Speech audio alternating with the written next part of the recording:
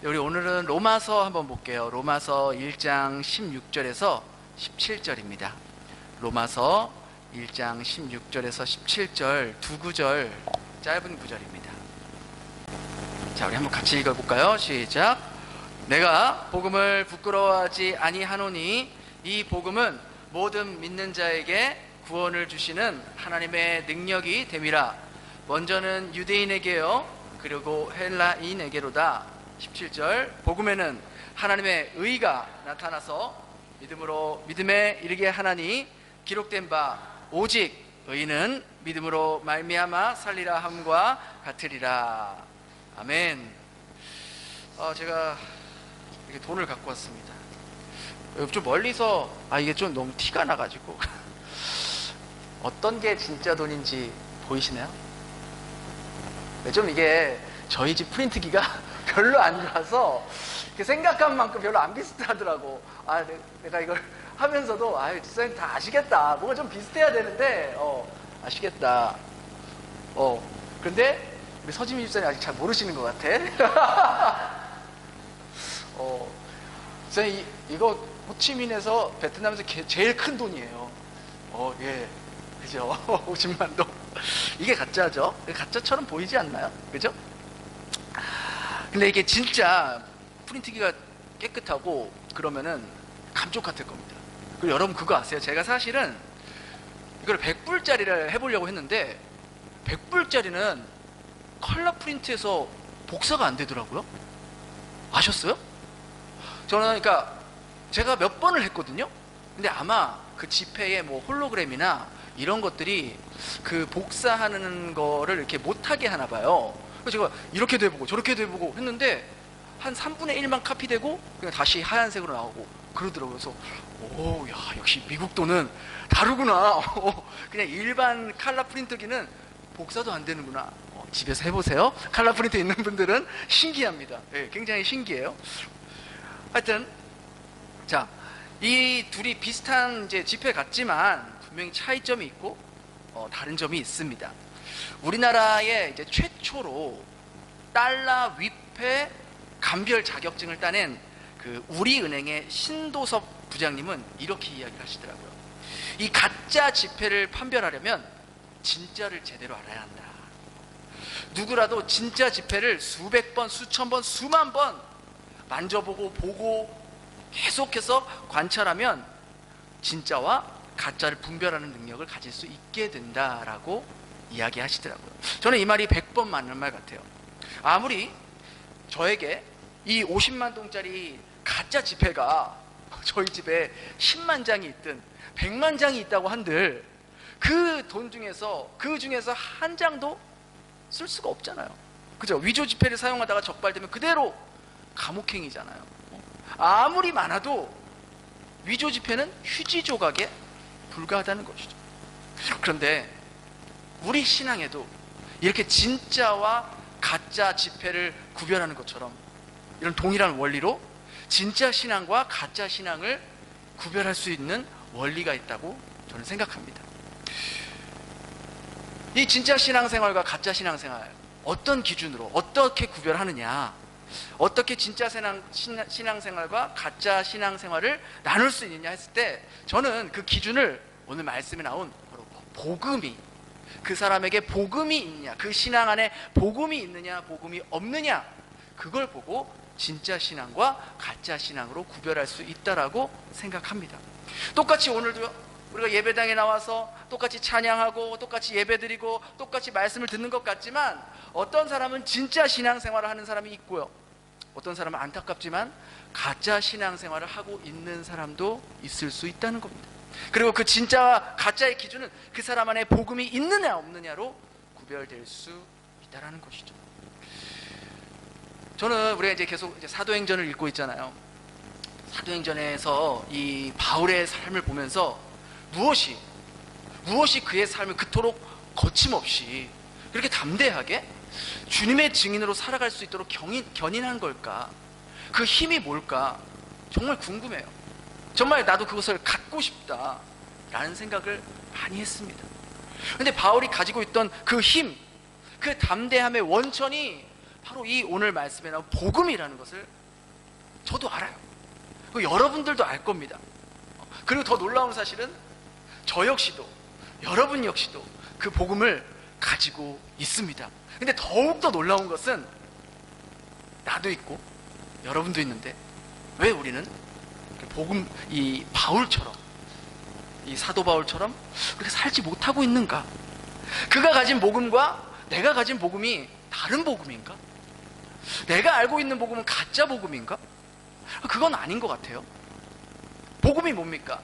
우리가 뭐 여러 가지로 정의할 수 있겠지만 죄로 인해서 하나님의 심판 아래 놓여 있었던 나를 예수님께서 살리시기 위해서 내가 받아야 할 그 형벌을 예수님이 십자가에서 대신 받으시고 나를 살리시는 조건으로 대신 예수님께서 죽으셨지만 다시 죽음을 깨트리시고 부활하셔서 영원히 나와 함께 한다는 것, 그게 복음이잖아요.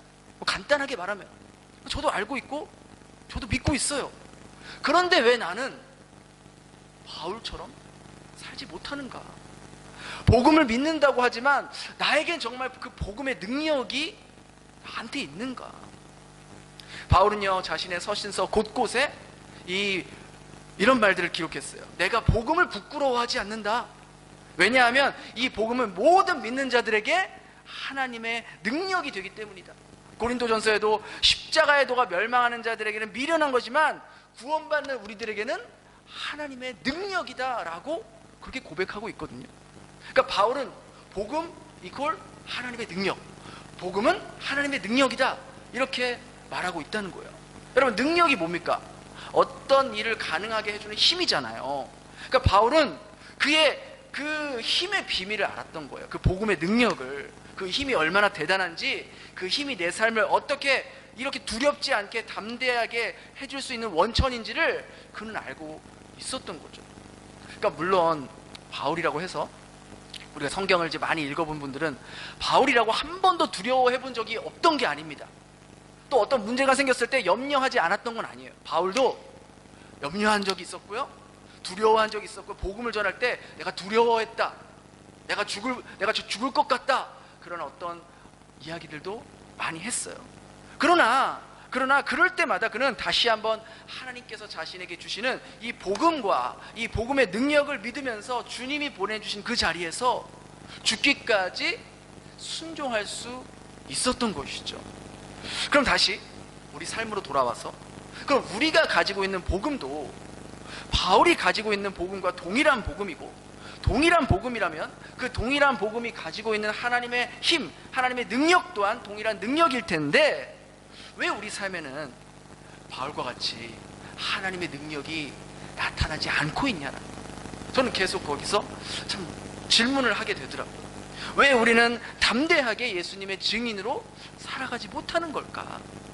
왜 예수님께서 말씀하신 대로 살지 못하고 예수님을 믿는다고 하면서, 우리가 안 믿는 사람들은 아예 그냥 제쳐두자고요. 우리가 믿는다고 고백하고 하고 있는 사람들이잖아요. 오늘 여기 나오신 분들은 그런 분들이잖아요. 그럼에도 불구하고 왜 우리는 여전히 세상의 가치관, 그러니까 세상 사람들이 중요하다고 여기는 그러한 것들에 더 포커스를 맞추고 마음을 쏟고 그렇게 사냐는 것이죠. 이러한 점들을 생각해 봤어요. 먼저는 우리가 이 복음이 가지고 있는 능력을 잘 모르기 때문에 그런 것 같아요. 복음의 힘과 능력을 모르니까 당연히 그 힘을 제대로 쓸 수가 없는 것이죠. 우리가 이제 코로나 시기를 한참 이제 힘들게 보내왔잖아요. 코로나 시기 때 저희도 예배에 같이 모이지 못해서 계속해서 온라인으로 예배를 드렸지 않습니까? 그때 제가 이제 거의 처음으로 영상 예배도 만들어보고 유튜브 링크에도 업로드 해보는 그런 작업들을 이제 배워보면서 하기 시작했어요. 그러니까 예배당에서 이제 영상 작업을 하고 이제 그것을 집으로 가지고 와서 컴퓨터에 이제 파일로 이제 USB로 넘겨서 이제 작업한 후에 유튜브에 올리잖아요. 근데 그때 당시에 저희 집에 인터넷이 좀 많이 느렸거든요. 그 스카이가든에 살았는데, 그러니까 예배 영상 한 30분짜리 하나 업로드 하려면 정말 4시간, 5시간 걸렸어요. 거기다가 만일 업로드 하다가 예를 들어 60%다, 80%까지 갔는데 인터넷이 끊기면 다시 처음부터, 이상하게 그때부터 시작돼야 되는데 다시 0부터 시작하면 와, 진짜 이거를 그때는 제 옛 본성들이 계속 나타나더라고요. 이 컴퓨터를 박살낼까? 아니면 어떻게 성도들한테 이번 주에는 다른 교회 유튜브 영상을 보라고 할까? 정말 밤새도록 그거를 지켜보고 그렇게 올린 적들이 많아요. 그래서 저에게는 사실 이 영상을 업로드하는 게 적지 않은 스트레스였어요. 그러니까 영상 찍는 거나 문제가 아니야. 근데 그걸 집에서 업로드하는 게 너무너무 스트레스였던 거예요. 근데 어느 날 어떤 분께서 목사님, 그 집에 인터넷이 느리면 목사님 가지고 있는 핸드폰에 핫스팟을 켜서 그 핫스팟을 노트북과 인터넷 연결을 한번 해보세요. 그러면 좀 나을 겁니다. 이렇게 말씀해 주신 거예요.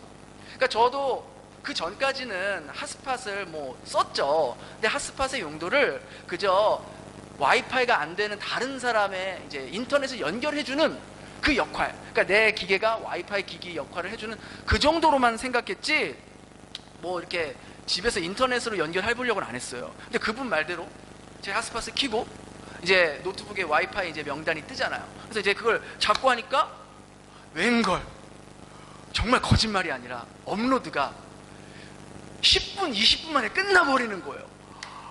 와, 그 업로드 그 속도 퍼센테이지가 그 인터넷으로 그냥 집에 있는 인터넷으로 1% 막 엄청 천천히 올라가는데 그 핫스팟으로 하면 5%, 10% 팍팍팍팍 올라가는 거예요. 제가 거기서요 꽤나 큰 충격을 받았어요. 정말로. 그동안 제가 꽤 오랜 기간 동안 이 예배 영상 업로드하는 것을 위해서 정말 많은 날들을 고생하고 업로드 안 되면 마음 졸여서 막 잠도 못 자고 막 그랬거든요. 근데 이 핫스팟으로 하니까 순식간에 되는 걸 보면서 너무 신기한 나머지 허탈한 거예요. 우리 그럴 때 있잖아요. 너무 허탈한 거예요. 할 말이 안 나오더라고요. 그동안 고생한 날들이 이 주마등처럼 지나가면서 내가 이걸 진작에 알았으면 이렇게 고생 안 하고 마음고생 안 하는 텐데 내가 이걸 몰라가지고 지금까지 이런 고생을 했구나, 그런 생각이 드는 거예요. 그러니까 물론 그 후부터는 제 핫스팟으로 아주 간편하게 또 빠르게 업로드 작업을 하고 있습니다. 그러니까 저에게는 핫스팟 기능이 되는 스마트폰이 있어도 그 기능을 쓸 줄 모르니까 그동안 고생을 한 거예요. 그렇게 쉽게 되는 일을. 그런데 어쩌면 우리에게 복음도 이런 모습이 아닐까 싶어요. 우리가 가지고 있는 이 복음의 능력, 이 힘을 우리는 너무 잘 모르니까, 어떻게 쓸 줄을 모르니까, 어떻게 내 삶에 적용해야 될지 잘 모르니까 많은 경우 이 복음의 능력을 제대로 써보지도 못한 채 많은 날들을 고생하면서 사는 거예요. 불필요하게 안 써도 되는 돈을 쓰기도 하고, 많은 시간을 낭비하기도 하고, 많은 에너지와 마음고생을 하면서 그렇게 살아오지는 않았을까, 그런 생각이 들더라고요. 복음이라는 거, 아까도 말했지만 간단하게 말해서 부활하신 예수님이 우리와 함께 하시는 거예요. 예수님의 다른 이름이 뭡니까? 임마누엘. 임마누엘의 뜻이 뭐예요? 하나님이 우리와 함께 하신다. 그러니까 예수님이 우리와 함께 하신다는 것에 대한 그 의미를 우리가 깊이 알고 또 그것을 삶으로 경험하고 체득할 때 우리는 내 삶 속에서 그 능력을 사용할 수가 있게 된다는 거예요.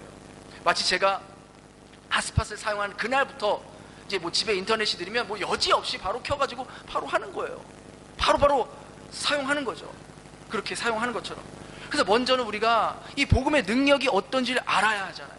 근데 이 복음의 능력을 알 수 있는 방법이 여러 가지가 있겠지만 제일 정확하고 확실한 방법은 이 복음의 능력을 가장 섬세하고 가장 잘 기록한 성경이 안내해 주는 대로 사용하는 거예요.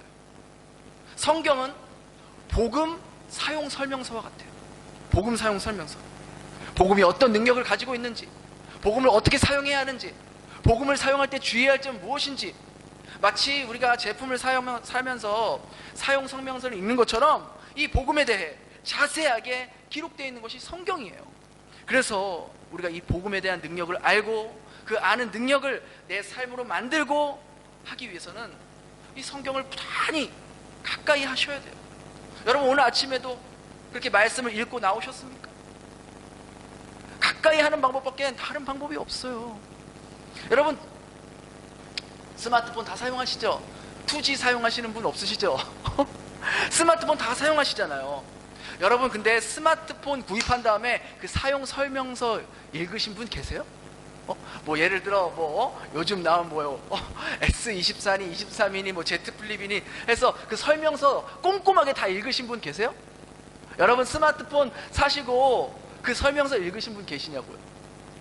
아마 거의 없을 거예요. 정말 성격이 꼼꼼하신 분들은 있을 수도 있겠지만 거의 아닐 거예요. 근데 여러분 스마트폰 보세요. 내가 스마트폰 살 때 내가 깔지도 않은 앱들이 여러분 얼마나 많은 줄 알아요? 여러분 그게 지금 여러분 핸드폰 보세요. 여러분 한 번도 지금까지 스마트폰 사서 한 번도 안 누른 앱이 그대로 여러분 핸드폰에 있다니까요. 저도 이렇게 말씀을 준비하면서 뭐가 있나 보니까 한 10개도 넘는 게 내가 깔지도 않고 나는 한 번도 누르지 않은 게 그냥 나도 귀찮으니까 그냥 놔두고 있는 앱들이 너무 많아요. 저는 이제 삼성인데 삼성 기프트 앱, 슈퍼 유심칩 앱, 구글 TV 앱 안 눌러요. 왜 있는지도 모르겠어요. 그러니까 또 이거를 삭제하려고 하니까 이런 거는 또 삭제도 안 돼.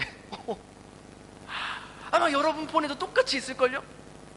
한 번도 터치해보지 않은 앱들이 그대로 있을 거예요. 그러니까 제가 판단했을 때는 이 앱들이 내 삶에서 별로 중요하지 않다고 생각하기 때문에 터치를 안 했겠죠. 그죠? 그러니까 물론 그게 어떤 기능인지도 몰라요. 사실 어떤 걸 해주고 있는지 모른다고요. 어쩌면 그 앱들 중에서 제가 이렇게 일을 하고 또 생활하는데 작업하는데 더 쉽고 편리하게 해줄 수 있는 기능이 있을지도 몰라요. 근데 모르니까 안 해보니까 안 쓰게 되는 거예요. 괜히 누르면 안 될 것 같은. 그 밖에도 우리가 앱스토어에만 찾으면은 우리 일상에 편리한 그런 앱 기능들이 많잖아요. 그리고 무료로 다운받을 수 있는 것들도 많이 있잖아요. 그죠? 그러니까 우리가 이렇게 다양한 기능이 있는 스마트폰의 사용법을 잘 알면 많은 경우 비싼 돈을 지불해야 할 서비스나 그러한 편리한 기능들을 무료로 사용할 수 있는 경우들이 많이 있잖아요. 근데 어때요? 대부분 몰라서 사용하는지 못하는 경우들이 많다고요. 그러니까 복음도 이러한 관점에서 비슷한 면이 많은 것 같아요. 우리가 삶을 살면서 모든 일에 대한 것, 여러분 정말 여러분들이 겪는 모든 일에 대한 것은요 사실 성경에 다 기록되어 있어요. 물론 여러분이 지금 겪고 있는 어떤 구체적인 상세한 일에 대해서 하나하나 언급하고 있지는 않지만 그 근본적인 그 문제에 대한 그 원리, 그 해결의 원리는 성경에 다 기록이 되어 있어요. 예를 들어 여러분, 내가 돈 때문에 걱정하고 있다, 경제적인 문제 때문에 힘들어하고 있다, 예수님의 말씀을 깊이 새겨야죠. 읽어볼까요? 우리가 다 아는 말씀이지만 시작.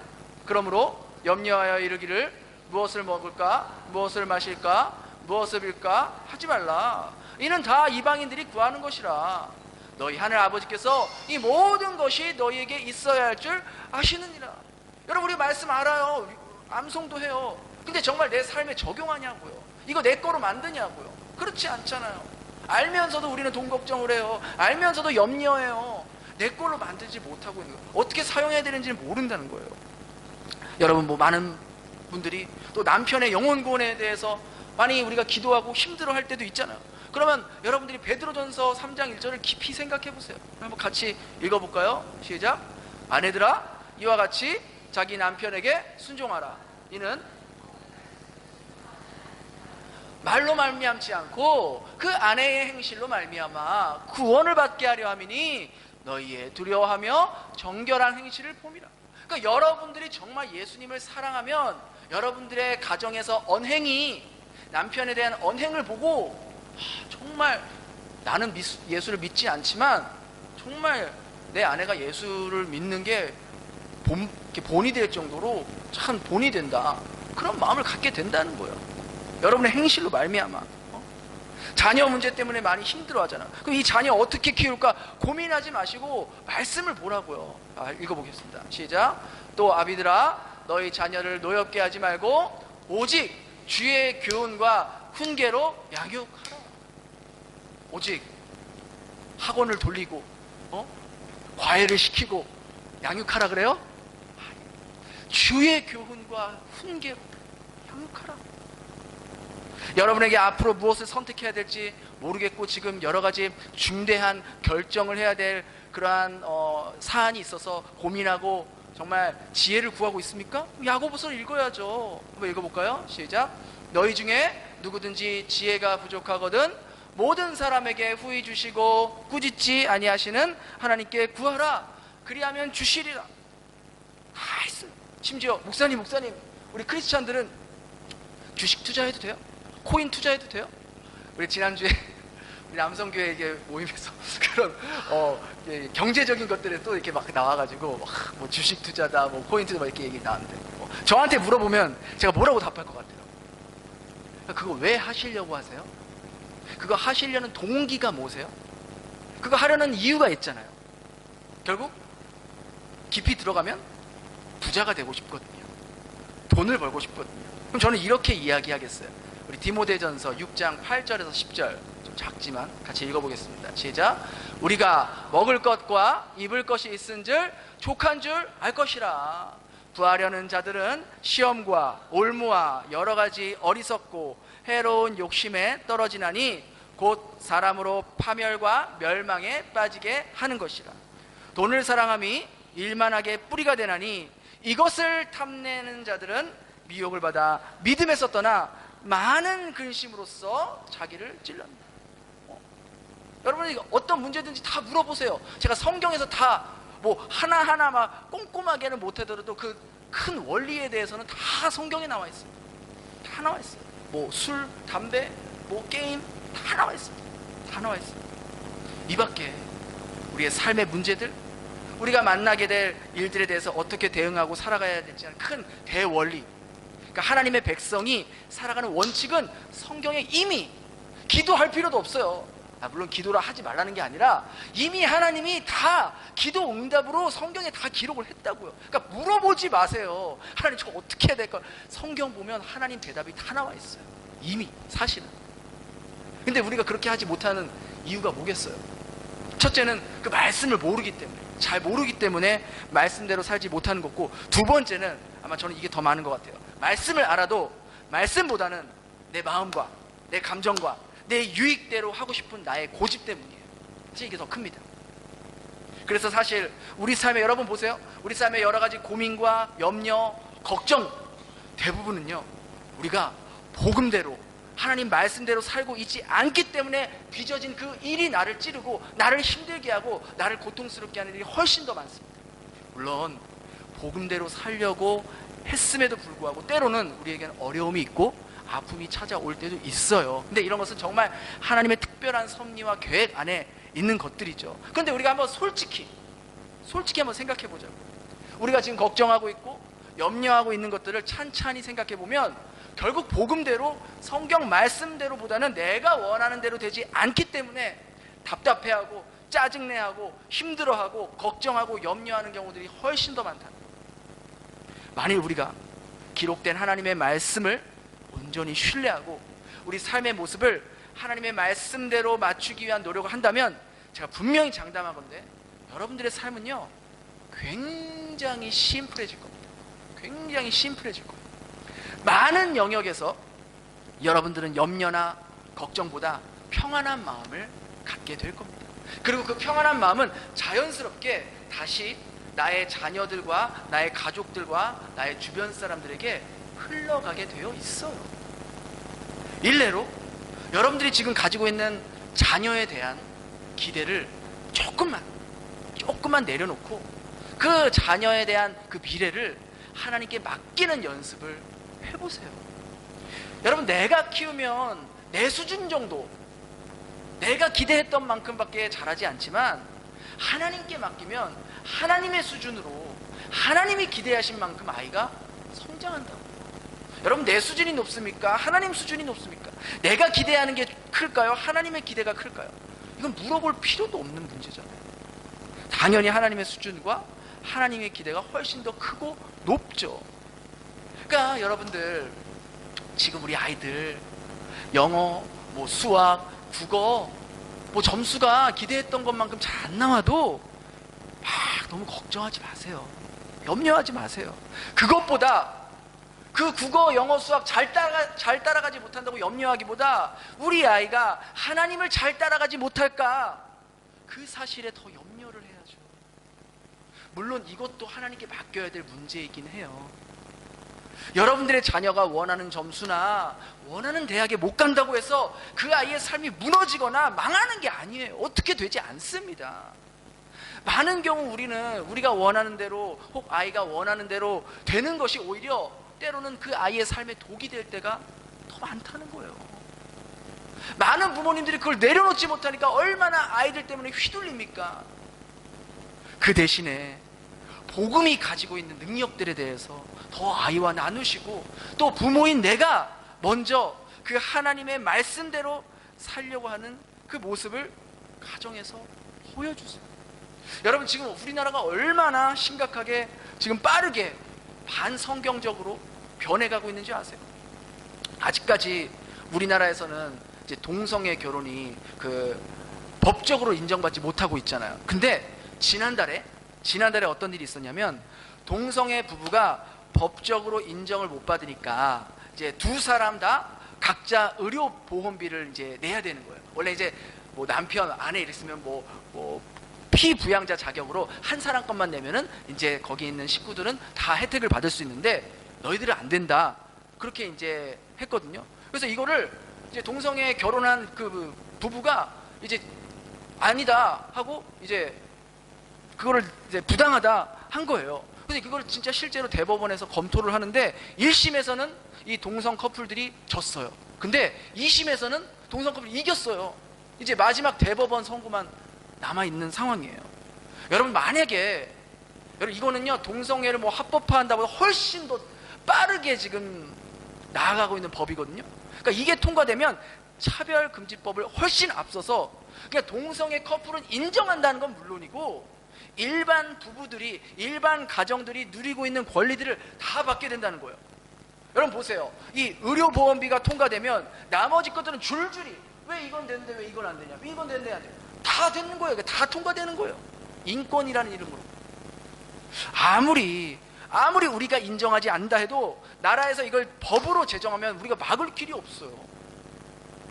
그리고 오늘 우리가 이제 선거, 우리 국회의원 선거하잖아요. 누가 국회의원이 되느냐에 따라서 그것이 통과될 수 있고 막을 수도 있는. 저는 뭐 개인적으로 진보니 보수니 이런 이념보다 지금 우리나라에 통과되고 있는 법들이, 그리고 법을 만들어내고 있는 이 입법기관인 국회의원들의 생각이나 행동들이 성경적이냐 반성경적이냐, 그걸 따져야 된다.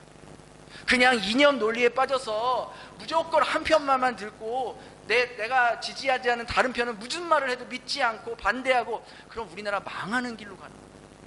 동성애만 봐도 이제 동성애를 사람들이 많이 하니까 이제 이게 하나의 문화가 된 거예요. 그러니까 이게 문화로 자리 잡히면 다음 단계가 뭔지 아세요? 법으로 제정을 하는 거예요.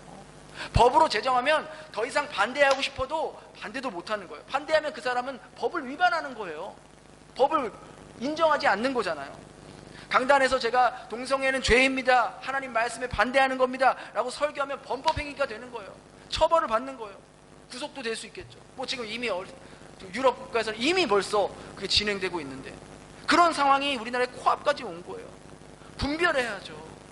뭐가 옳고 그른지, 뭐가 더 성경적이고 어떤 게 더 반성경적인지 우리는 그걸 봐야 돼요. 뭐 진보니 보수니 뭐 국힘이니 민주당이니 이걸 보는 것이 아니라 지금 사람들이 하는 언행이나 이런 행동들이, 그런 입법, 그 법의 그 내용들이 하나님 말씀에 반대하고 있는 건지, 대적하고 있는 건지, 말씀에 반하고 있는 건지, 아니면 더 성경적으로 하는 건지, 그걸 따져보고 거기에 맞춰서 우리가 대응을 해야죠.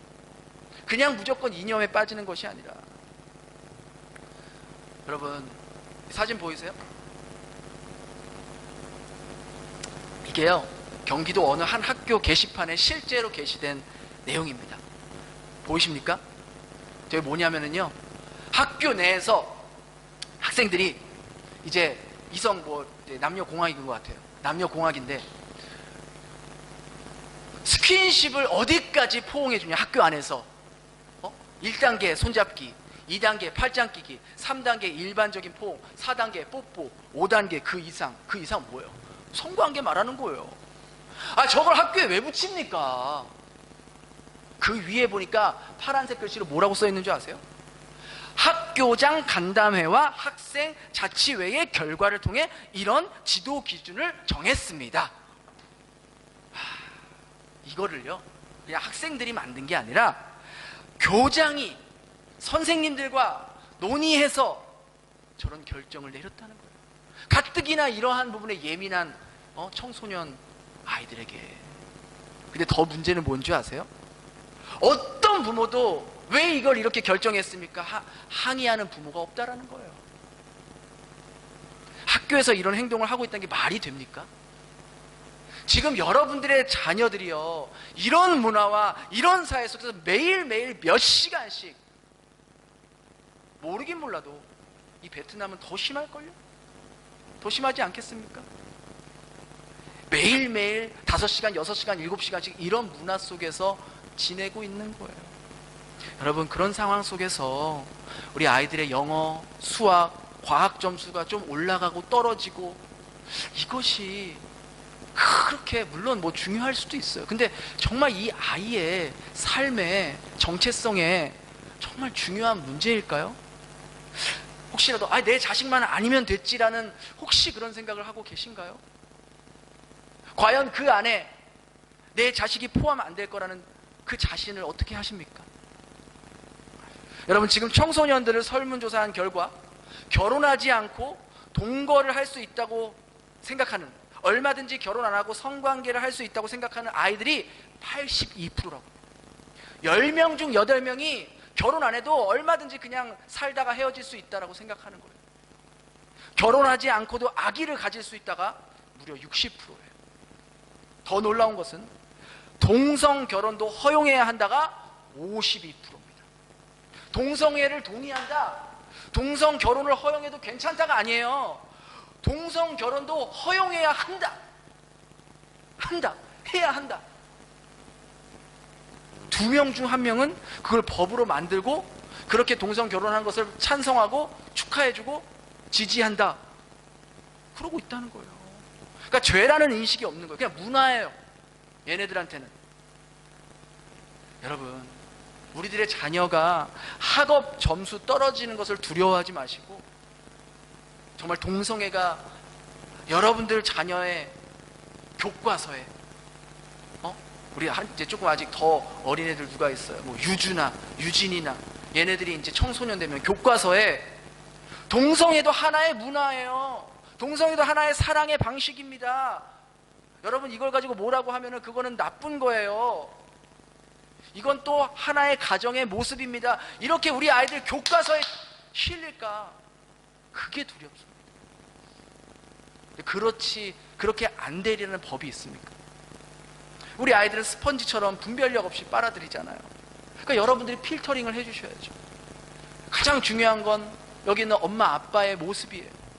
엄마인 내가, 아빠인 내가 먼저 이 진짜 복음에 대해서 중요하게 여기고 있는지, 정말 나는 이 복음의 능력으로 살아내려고 하고 있는지, 내 자신이 먼저 확실해야 되거든요. 이게 선행되지 않으면 우리 아이들은 다 알아요. 그래서 부모인 내가 먼저 이 복음에 대한 확신을 가지고, 복음을 가지고 있는 힘과 능력을 닿는 대로, 기회가 닿는 대로 어떻게 작용해야 할지 아이들과 나누고, 아이들과 복음에 대한 확신을 가지고 살아갈 수 있도록 대화하고, 그렇게 이야기하면서 지내야죠. 남편을 대할 때도 아까도 우리가 얘기한 것처럼 가정마다 다 케이스 바이 케이스로 다를 수 있겠지만, 아직 복음을 믿지 않는 남편들과 대부분 여러분의 마찰이 뭡니까? 대부분의 대화에서 마찰이 가치관 문제예요. 남편이 중요하게 여기는 것과 이제 예수를 믿고 복음이 중요하다고 여기는 나와의 가치관이 부딪히는 거예요. 갈등되는 거예요. 믿지 않는 남편들은 세상의 가치관을 따라서 살고 있잖아요. 여러분은 하나님 말씀대로 살려고 하고 있잖아요. 그래서 둘이 마찰이 일어나고 심하면 갈등으로 이어지는 거예요. 그러할 때 여러분도 어떻게 하시겠냐? 성경의 원칙을 따라서 남편에게 순종하는 모습으로 내조를 하면서 이런 영적인 부분에서는 지혜롭게 대화를 해나가시고, 끊임없이 하나님 앞에서 남편의 마음이 열리고 복음을 믿을 수 있게 해달라고, 변화하게 해달라고 기도해야죠. 여러분, 한 영혼이 주님께 돌아오는 건 전쟁 같은 일이에요. 사탄이 그렇게 뭐 호락호락 뭐 교회 한번 나온다고 그 영혼이 뭐 하나님께로 돌아가는 줄 아십니까? 절대 아니에요. 절대 아닙니다. 여러분의 신앙이 깊어질수록, 여러분이 주님과 더 가까워질수록, 여러분이 예수님을 더 사랑할수록 사탄은요, 어쩌면 여러분의 배우자를 더 마음을 강팍하게 만들 수도 있고 더 힘들게 만들 수도 있고, 우리가 그걸 미리 알고 있어야 된다는 거예요. 그리고 거기에 맞게 영적으로 반응. 내가 남편과 지금 싸우는 게 아니라 그 남편 뒤에 있는 이 악한 영과 대하는구나, 이걸 알고 반응하고 대응할 수 있어야 된다는 거예요. 내가 다른 사람을 변화시킬 수 없어요. 오직 하나님만 바꿀 수 있죠. 근데 만일 우리가 복음을 정말 믿고 이 성경의 말씀에 순종하며 살면 우리 삶에는 정말 주님이 주시는 그 기쁨과 평안의 마음으로 하루하루 지낼 수 있는 거예요. 그러니까 내 삶에 어떤 일이 있더라도, 어떤 문제가 있더라도 앞으로 어떻게 될지 모르겠지만 한 가지 확실한 것은 하나님께서 지금도 내 삶을 가장 선한 길로 이끌어가고 계신다는 그것, 이 마음이 들어올 때 예수님께서 진짜 말씀하신 진정한 자유를 경험할 수 있게 되는 거예요. 저희 아이들에게도 학교 공부 중요하지만 더 중요한 것은 너희들이 학교에서 지금 내가 하나님 앞에서 공부하고 지내고 있다, 오늘 하나님 마음으로 학교에서 생활하고 오면 좋겠다, 아빠는 그게 제일 기쁘다, 제가 뭐 잔소리처럼 귀에 따갑도록 그냥 아예 그냥 그런 말만 기억나도록 계속 얘기하는 거예요. 우리가 아이를 위해서, 또 가정을 위해서, 남편을 위해서 염려한다고 좋아질 것은 하나도 없기 때문에 내가 먼저 이 복음 안에서 복음을 믿고 살아간다고 하면 그 결과가 어떤 결과든지, 여러분이 정말 지금 나는 정말 하나님 말씀대로 내가 살려고 노력했는데 그 결과가 내가 원하지 않더라도 여러분 그걸 받아들이셔야 돼요. 그러니까 내가 생각하지 않는, 내가 기대하지 않는 결과가 오더라도 하나님은 그걸 가지고 하나님이 일을 하시려고 그 일을 허락하신 거예요. 그러니까 그걸 우리가 믿음으로 받을 수 있어야 돼요. 그때 진짜 자유가 우리에게 이루어진다. 왜? 그분은 내 삶의 선한 것을 이루려고 하시기 때문이라는 것이죠. 그래서 불안해하거나 염려하거나 막 걱정하지 않게 돼요. 그런 모습들은 내 자연스럽게 내 말과 행동으로 나타나게 돼요. 누구에게? 내 사랑하는 자녀들에게, 사랑하는 남편에게, 사랑하는 아내에게, 또 함께 이렇게 교회를 세워가는 우리 성도님들에게 자연스럽게 비춰지는 거예요.